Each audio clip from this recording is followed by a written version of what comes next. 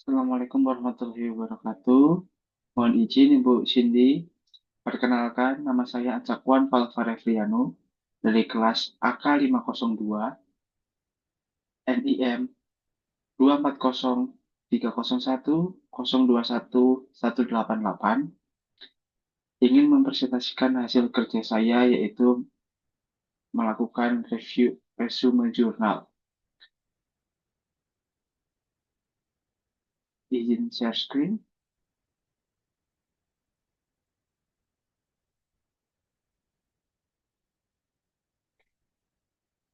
Jurnal yang saya pilih yaitu jurnal karya Arianti Dirganingsih dan Sufiyati yang diterbitkan tahun 2021 yang berjudul Faktor-faktor yang mempengaruhi kebijakan dividen.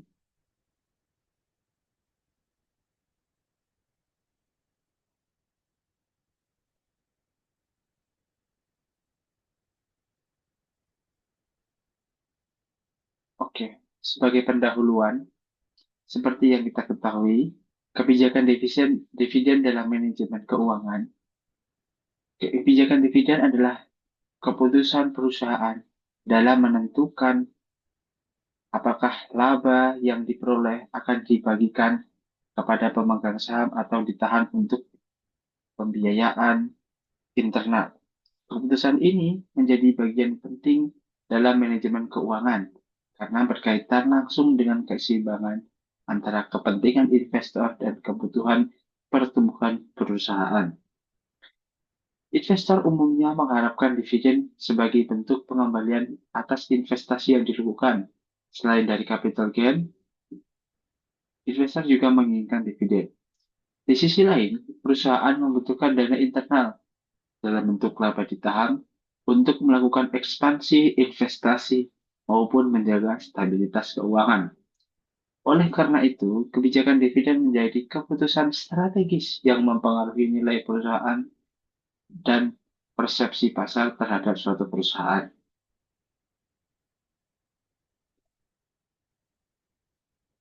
Latar belakang dari jurnal tersebut antara lain, mengapa penelitian ini dilakukan? Kebijakan dividen sering menimbulkan dilema antara membagikan laba atau menahannya untuk pertumbuhan perusahaan. Tidak semua perusahaan membagikan dividen dalam jumlah yang sama meskipun memiliki laba. Faktor-faktor yang mempengaruhi pembagian dividen antara lain profitabilitas, likuiditas, struktur modal, utang, dan ukuran perusahaan adalah hal-hal yang menjadi alasan suatu dividen dibagikan atau tidak. Dari penelitian sebelumnya menunjukkan hasil yang berbeda-beda terkait pengaruh faktor-faktor tersebut. Oleh karena itu, dalam penelitian ini ditujukan untuk mengetahui faktor apa saja yang benar-benar mempengaruhi kebijakan dividen.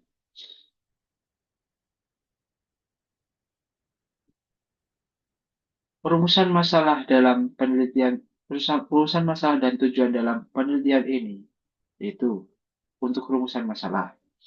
Satu, apakah profitabilitas berpengaruh terhadap kebijakan dividen? Yang kedua, apakah likuiditas berpengaruh terhadap kebijakan dividen? Yang ketiga, apakah struktur modal berpengaruh terhadap kebijakan dividen? Yang keempat, apakah ukuran perusahaan berpengaruh terhadap kebijakan dividen? Yang kelima, apakah seluruh variabel tersebut secara bersama-sama mempengaruhi kebijakan dividen? Untuk tujuan penelitiannya adalah menganalisis profitabilitas terhadap kebijakan dividen. Yang kedua, menganalisis pengaruh likuiditas terhadap kebijakan dividen. Yang ketiga, menganalisis pengaruh struktur modal atau leverage terhadap kebijakan dividen. Yang keempat, menganalisis pengaruh ukuran perusahaan terhadap kebijakan dividen. Yang terakhir yaitu mengetahui apakah seluruh variabel tersebut secara simultan berpengaruh terhadap kebijakan dividen. Untuk landasan teorinya ada empat yaitu yang pertama teori kebijakan dividen. Teori kebijakan dividen adalah keputusan manajemen terkait proporsi laba yang dibagikan kepada pemegang saham. Yang kedua yaitu signaling teori, yang berarti pembayaran dividen dapat menjadi sinyal positif bagi investor bahwa perusahaan memiliki kinerja dan prospek yang baik. Semakin sering perusahaan membagikan dividen, berarti laba konsisten dicetak oleh perusahaan tersebut. Yang ketiga yaitu agensi teori. Dividen dapat mengurangi konflik antara manajemen dan pemegang saham dengan membatasi penggunaan laba secara berlebihan oleh manajemen. Dengan kata lain, laba yang ditahan secara terus-menerus itu tidak baik, sehingga alangkah lebih baik jika dibagikan kepada pemegang saham, sehingga terdapat kepercayaan yang timbul atas pembagian dividen tersebut. Yang keempat, konsep rasio keuangan. Yang pertama yaitu profitabilitas, yaitu kemampuan menghasilkan laba. Likuiditas, yaitu kemampuan memenuhi kewajiban jangka pendek. Yang ketiga itu leverage, yaitu tingkat penggunaan utang. Yang keempat yaitu size atau skala dan stabilitas perusahaan.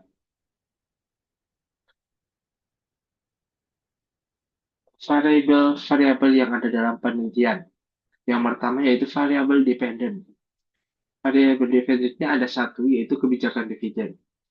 Variabel dependent kebijakan dividen diukur dengan dividen payout ratio atau DPR, yang dihitung dengan cara membagi dividen tunai dengan laba bersih. Variabel independennya yaitu X ada 4. Yang pertama yaitu profitabilitas atau ROA, itu return on asset. Dengan menghitungnya dengan cara laba bersih dibagi dengan total aset. Yang kedua yaitu likuiditas atau current ratio disingkat CR. Cara mencarinya yaitu dengan membagi aset lancar dengan utang lancar. Yang ketiga yaitu struktur modal yang disingkat DER atau Debt Equity Ratio. Cara mencarinya dengan membagi total utang dibagi dengan total ekuitas. Yang keempat yaitu ukuran perusahaan atau size, yaitu jumlah dari total aset. Data dan sampel dalam penelitian. Jenis data yaitu data kuantitatif atau data sekunder. Sumber datanya berasal dari laporan keuangan perusahaan yang terdaftar di BEI. Untuk periode penelitian, sesuai pada periode dalam jurnal yaitu tahun 2016 hingga 2018. Untuk teknik pengambilan sampel yaitu melakukan purposive sampling, yaitu mengambil sampel dengan kriteria tertentu.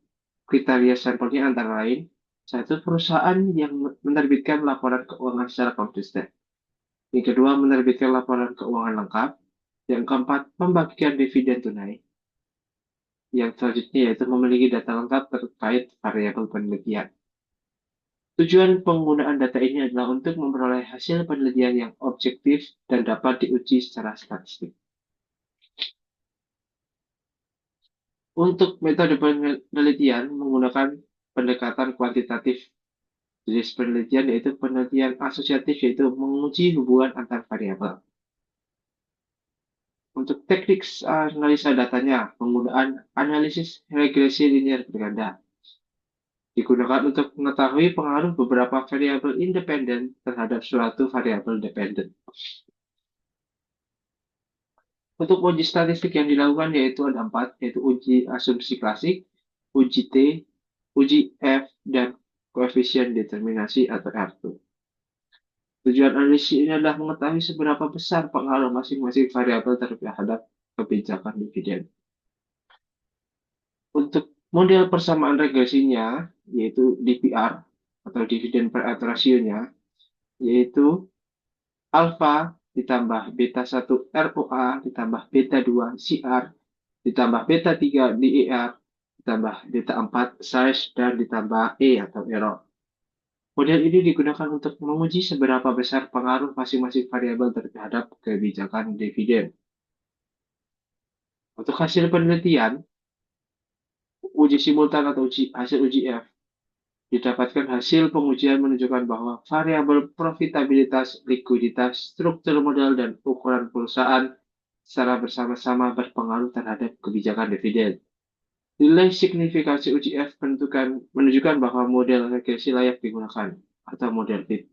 Artinya, kombinasi faktor internal perusahaan mampu menjelaskan variasi dalam kebijakan dividen. Kebijakan dividen tidak ditentukan oleh satu faktor saja. Keputusan pembagian dividen dipengaruhi oleh kondisi keuangan perusahaan secara keseluruhan. Hasil penelitian uji parsial. Berdasarkan uji T atau parsial diperoleh hasil. Yang pertama, profitabilitas atau ROA berpengaruh signifikan terhadap kebijakan dividen. Semakin tinggi laba, semakin besar kemungkinan perusahaan membagikan dividen. Yang kedua yaitu likuiditas atau CR berpengaruh terhadap kebijakan dividen, walaupun tidak signifikan. Artinya, perusahaan dengan kemampuan kas yang lebih baik mampu membayar dividen. Yang ketiga yaitu struktur modal atau DER berpengaruh terhadap kebijakan dividen. Artinya, tingkat utang yang tinggi dapat membatasi pembagian dividen. Sebaliknya, jika tingkat utang yang rendah akan meningkatkan kemungkinan perusahaan untuk membagikan dividen.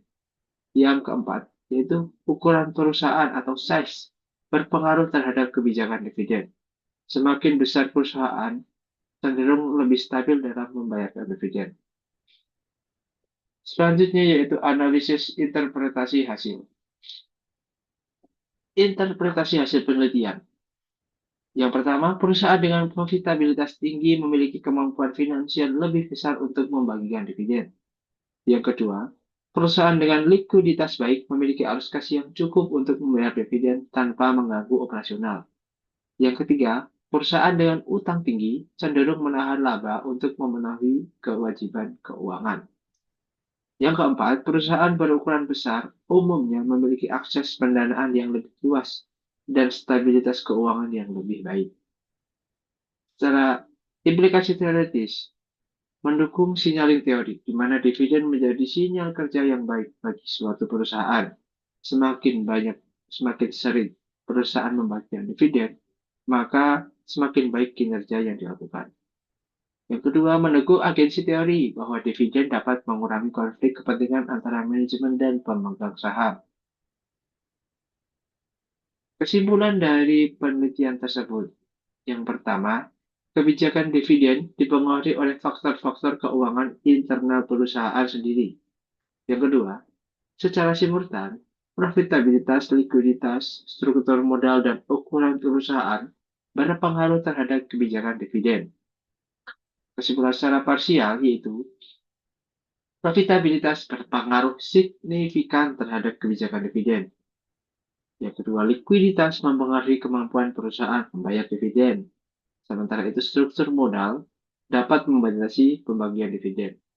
Yang terakhir, ukuran perusahaan berkontribusi terhadap stabilitas pembayaran dividen.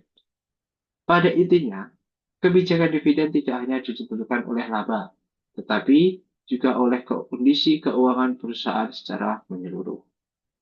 Terima kasih. Sekian presentasi dari saya.